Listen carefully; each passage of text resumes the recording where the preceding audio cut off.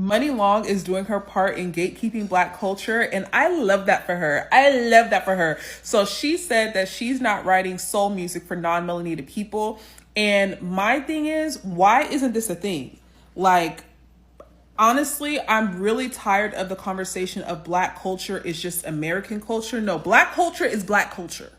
I think that's the main thing that frustrates me about Black culture so much is that we don't gatekeep. We don't gatekeep our hairstyles. I be seeing people that are Black doing non-melanated people's hair in Black hairstyles. And yes, there are Black hairstyles. We don't gatekeep our music. We don't gatekeep our swag. We don't gatekeep our accessories. We don't gatekeep shit, our food, nothing. As soon as a non-melanated person learned how to make mac and cheese, now y'all want to buy up all the noodles. Like, you ain't never had those type of noodles your whole life when it came to mac and cheese. Now you want those type of noodles. Like, y'all, we have to start gatekeeping our shit and not blowing up the people that are not. Man, let me go on, because I'm about to start sounding like Malcolm X. So let me just get off. But Money Long, I love that for you. Thank you. Dear Black people, specifically African American people, children of the formerly enslaved, listen up. It is a beautiful thing, and the ancestors are rejoicing in the fact that we are reclaiming and recovering the African American language dialect called Tut or Tutnese. But I will remind you to keep it off of social media. There's a lot of you out here who are telling white people, reminding them that this isn't for them, and good on that. But I want to remind you that historically, white people do not listen. When we tell them to keep their hands off of our shit, they're going to put their hands and their feet and their whole body in our shit. So keep it off of social media. Share it with other Black people privately and with caution. Keep it off of social media. So I finally got caught up with the whole Essence Fest shit on why they flopped. And my main point of that, what is the word? My main takeaway from that is foundational Black Americans need to gatekeep more often, because it's increasingly obvious that the culture that foundational Black Americans have brought into America and is still bringing to America is being slowly erased from the erasure of DEI programs. Even way before that, Black American culture is either getting erased or monetized by white buyers. And I have seen a comment on one of those Essence Fest videos, and the commenter has said that for a long time, Black American culture has been getting whitewashed, even from movies to music, and they were absolutely correct. Because why the fuck is Harriet Tubman being played by an immigrant, right? Why are our biggest melanated actors all either immigrants or UK people, right? Rap music, a predominantly Black dominated genre. The top male rapper is a Canadian man, Drake. And before I get in the comments saying, oh, you're not the top, I'm going off of statistics. Statistic-wise, Drake is the biggest to ever fucking do it male-wise. And then you have Nicki. She's the biggest to do it female-wise. So, and she's from Trinidad. So it's like, for some reason, Black Americans can get no real foothold into any of these industries. And then the wealthy Black Americans that we have, they're in boulets, so they're not even allowed to invest that money properly into Black communities so we can do more. You understand what I'm saying? And for like the African, for the diaspora people who feel a certain type of way because Essence Fest flopped because Black Americans did not show up for real, I think you guys failed to realize that just a couple years ago, not even a couple years ago, years, like 1 or 2 years ago, y'all were saying that we don't have no culture. Y'all were saying that we don't know where we came from. We don't know our language, all of that shit. And even though it wasn't all of y'all, it was still a large percentage who said that. And not only that, y'all literally tell y'all other brothers and sisters before they get here to not mess with Black Americans because of this reputation that we have. So it's like for y'all to come into our land, push Black culture into our Black American culture as a way of unifying and inclusifying everybody, but then turn around and not inclusify Black American culture with your Caribbean and diaspora culture. It just goes that the erasure of Black American culture isn't only at the hands of white people or Jewish people or Mexican people or nobody. It's also y'all too, right? And so it's different because it's like y'all have y'all culture, as y'all told us many times, back at Africa. We don't got shit anywhere. So for y'all to come into our shit and then force feed us your fucking culture under the guise of inclusivity, but then turn around and not include our culture in y'all shit. Because if y'all don't recall, back when Afrofest happened and y'all had Gunna, a Black American, headline y'all shit, Gunna was getting hella hate from y'all because he was there, saying, oh, why is Gunna there? Oh, y'all could have had Rima, etc., etc. So imagine how the fuck we feel when y'all come into our black festivals, and not only do you not invite black American influencers or black American artists to really come up and represent, y'all put y'all own shit in our shit. It's just time after time again, black Americans are constantly getting spitted on from every fucking way we turn, and yet we're supposed to just turn around and play the moral game and be nice and include everybody and oh, you're invited to the cookout. No. And that's another issue. Black Americans, we need to start gatekeeping more. We need to start gatekeeping more. That's why our shit is slowly getting pulled from us in the first place. Because pretty soon, rap music isn't even going to be a black American dominated genre anymore. It's going to be an AI dominated genre using black Americans as their caricature. You understand what I'm saying? And so we really have to lock in. We really have to lock in with the culture. I mean, seriously, no more 50-50 talks, no more podcasts and shit. Like, we really need to invest in black talent, do more with black talent, invest in black communities, and do more in black communities. It's no shade. Our youth is being taken away from our very own eyes using music, using media that's not really curated by us. It's made by us, but it's not being incentivized by us. It's being incentivized by people who don't like us. And so the people who's creating our music isn't creating our music to their best interest. You understand what I'm saying? So it's like, enough is enough. That's all I gotta say. Enough is enough. I genuinely believe that within the next decade, we'll witness a major cultural shift in the black community. One where gatekeeping becomes a necessity. Okay, it's going to become sacred. We've been the blueprint for so much: music, language, fashion, spirituality, beauty standards. And it's not just white people who have exploited us. Sometimes we are experiencing non-black minorities who have built a platform, businesses, identities rooted in black culture, while all holding anti-blackness biases or perpetuating the harm. So I do believe in the next couple of years we are going to experience, and slowly but surely even now, we're going to be experiencing black people just gatekeeping completely. And even that shifting into mainstream, okay, mainstream media, where we have black celebrities who are going to be slowly but surely gatekeeping the culture as well. They take your music, they take your style, they take your slangs, they remix it, rebrand it, and act like they invented it. No more. Do you hear that? No more. Enough is enough. It's time to gatekeep black culture before they water it down and sell it back to you. Do you understand? It's possible when everybody keeps behaving as if, oh, they don't see what's happening right now. They steal it from you and they make it theirs. And before you know anything, it feels like, oh, you don't have a culture anymore. So it's time to gatekeep. Right? First Drake, Blad next, DJ Khaled. Shit, who else? Who else need to be on the docket? Adam 22.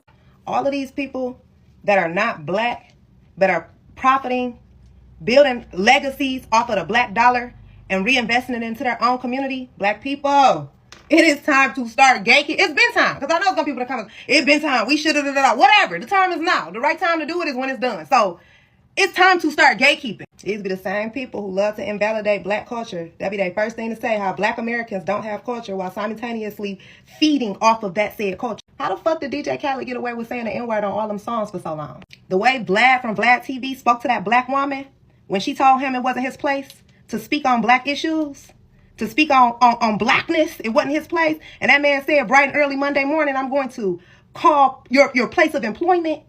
Oh, them Caucasians, I don't even know what his ethnicity is. But white adjacent, whatever it is, boy, they all operate the same. They all operate the same. It don't matter how many times you invite their asses to the cookout, they will sell you out just like their ancestors in a heartbeat. Black people, it's time to wheel it in. It's time to gatekeep blackness, y'all. This shit is crazy. Cultural gatekeeping is definitely a big problem when it comes to the black community. And I already know I'm gonna get some stick for this, but hey, it is what it is. Like, I gotta say it how it is because it's the truth. Some of the older folk in the black community, like, need to be held accountable in some way. Now, I ain't saying it's all their fault, right? But, like, we have to put some onus on them. Because definitely some of the things that, you know, the older people in the black community try to portray onto the younger black people, like, in the black community is, like, it's cultural gatekeeping. And the older people in the black community have definitely done this, whether they have known it, whether knowingly or unknowingly. They have definitely done this. And if you're black and you're watching the video, let me know if this is true. But I definitely think this is a fact. They hold on to outdated mindsets of survival, success, and identity. And don't get me wrong, I understand that some of the things that y'all went through back in the day it impacted your life like in a significant way. Like it wasn't, you know what I'm saying? And it's not something that you can easily get over. Like I'm not going to sit up here and act like, you know what I'm saying, there wasn't real oppression and real challenges. However, the truth is that the advice and the expectations that y'all are giving nowadays to the younger generation is just like, bro, it doesn't fit the modern world structure. And what it inadvertently does is basically it poisons the minds of the younger generation and leads them to think they believe something that's just not true anymore. And from there, they attain the victim mindset, and then they go down a path that does not have success in it. But yeah, this is not me saying, oh, like, you know what I'm saying, you shouldn't tell the younger generation about what happened, you know what I'm saying, and tell them to forget about it. But like, bro, like the solution is definitely not to have them think the way that y'all were thinking back in the day, because like, bro, like it just doesn't work. Like things and times are way different now, and or skin color is not holding us back. But of course, there's always one Black person that explains in great detail exactly what we're talking about. And that is what has to stop. We don't have to explain our culture to nobody. It's like, if you know type of thing. We've seen a lot of people tell us that we don't have culture while profiting and monetizing and hijacking said culture. And we've seen a lot of people become very wealthy from just knowing a little bit about our culture. But yeah, the point I'm making is this. Don't explain. If they don't know, good. They don't need to know. Do not explain our culture to nobody. Gatekeeping. Now do you all see why gatekeeping needs to be taken seriously? From here on out, yes, a white tea woman tried to trademark human top that fast. While we all were building, they were trying to snatch it away from you that fast and claim it as their own. This is nothing new. This has happened in history multiple times. Do not know how many inventions that Black people have invented, but do not get the credit for it, because a white tea person came and trademarked it and claimed it as their own. This is not a drill. This is not a game. There is a transfer of wealth happening right now.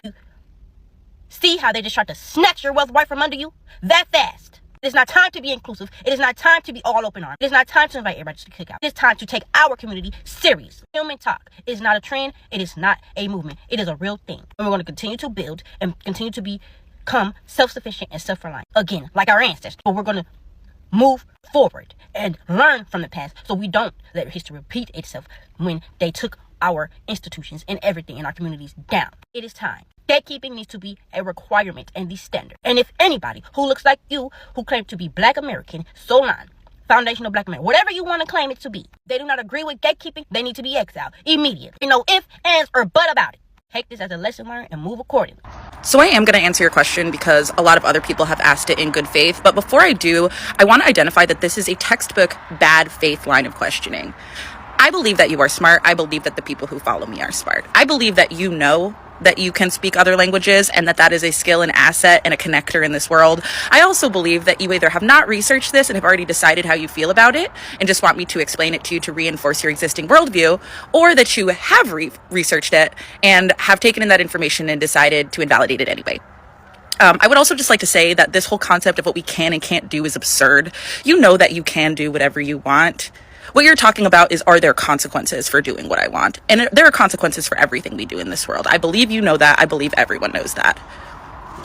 So I'm going to reframe your question and go ahead and answer it.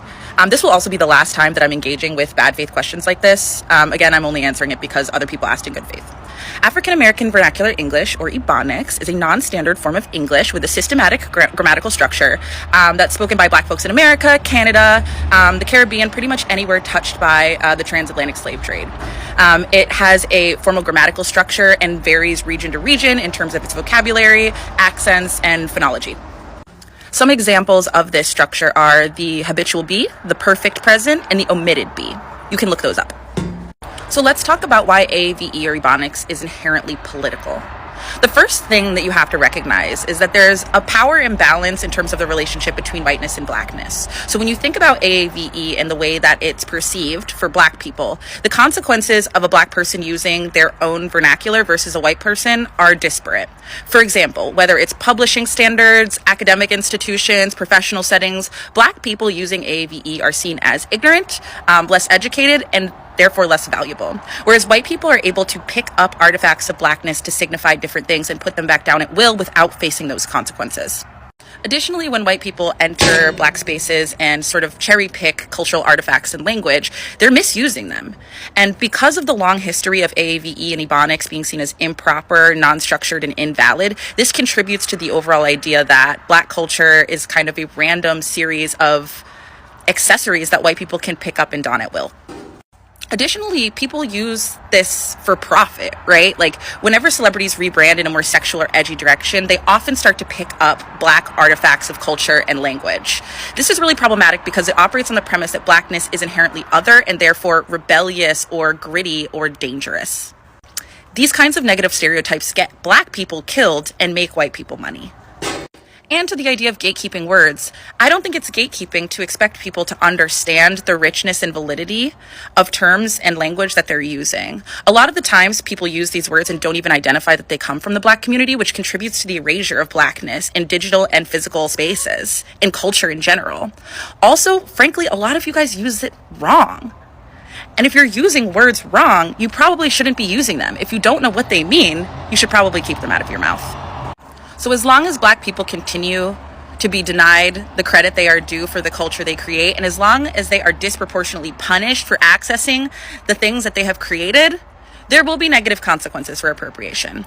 And I find it much more interesting that people tend to focus on the negative consequences they experience from taking something that's not theirs, instead of dismantling the structure that dehumanizes people who have the things that they want. Everybody want to be Black, but don't nobody want to be Black. Brothers and sisters, it is time to gatekeep our culture. My name is Brother Legend, and I'm here to raise your consciousness. Now, to those that know, it has been time, and I can stop the video right now. But we really need to go into depth about how the community is coming together, and it's time to start gatekeeping the culture. DJ Khaled, Fat Joe, Ben Baller, Johnny Dang, DJ Vlad, Adam 22, all of these vultures got to go. It's time for us to be about us. It's time to gatekeep our talent and gatekeep our dollars and bring it to Black businesses. It's time to gatekeep our energy. I don't want to see no pro-Black spaces talking about free Palestine, free Congo, free Haiti, free Libya, free Sudan, free our brothers and sisters worldwide. Then we'll get to them. Some of y'all even need to gatekeep who you give access to what's between your legs. We do not want any grape salad at the cookout. I will always support African Americans in wanting to gatekeep their culture because the erasure is real. Gatekeep hip-hop, gatekeep R&B, gatekeep your culture, period. As an Afro-Latina, trust me, I know firsthand the erasure is real. For context, Latino music such as reggaeton, salsa, bachata, just to name a few, are historically Black Latino music. They have their roots in Black Latinidad. And as a result, the artists that used to have the biggest impact and largest visibility in these genres were Black Latino artists. Fast forward to today, the artists with the biggest impact and the largest amount of visibility in these genres are white Latino artists. It's so bad that they have started to play in our faces. They gave J Balvin about 2 years ago Afro-Latino Music Artist of the Year award. This conquistador Cruz, this direct descendant of Christopher Columbus, accepted and was awarded Afro-Latino Music Artist of the Year award. I will never let this go. Now, I'm not saying we don't have Afro-Latinos that are very, popular today still in these music genres, as we should, but they do not have the impact nor the visibility that the white Latino artists in these genres have began to receive. It has gotten so bad that there are now Spaniards winning Latino Music Artist Awards. Spaniards. And it's honestly just so sad to see the erasure in fucking real time. Our music, we had salsa songs that would sing about, the impact of slavery in Latin America. We used to have music that would sing about and talk about the beauty of Black Latina women. None of that exists anymore for the most part. So yeah, gatekeep. Right now, everyone keeps claiming it. Oh, the culture is no longer Black Americans. It's no longer for foundational Black Americans. It's for them. It's American culture and all of that. It's about time to say no to it. They've taken enough. Your sound, style, soul. But now, you know better. You are not just creators. You are protectors. It's not about being selfish. It's about owning what's yours and stopping the cycle of cultural thefts. Yes, that was what I said before I went on that break, right? So because if you don't guard your legacy, they will erase it and rename it. Exactly. Exactly. These things were built on pains of ancestors. It was built in joy, in love, despite the pain, despite what they've gone through. So you, as the now generation, must try your best to see that you uphold it. Must try to see that you hold it to yourself. You keep naming and proclaiming it everywhere. The culture in America is ours. We own this culture. Or else you're not going to have a culture in the next 50 years. What's 50 years? In the next 10 years to come. Keep speaking it. We'll keep talking about it, right? Until it's embedded everywhere that even when we're no longer here, other generations that will come will see it and they'll continue from where we stopped, right? Because if you don't guide your legacy, they will erase it and rename it. Who knows what they'll call it? So I would like you to comment below what part of Black culture you think you need to protect the most, right? Let's talk about it in the comments. I'd actually like to hear from you, right? And then let's take it off from there.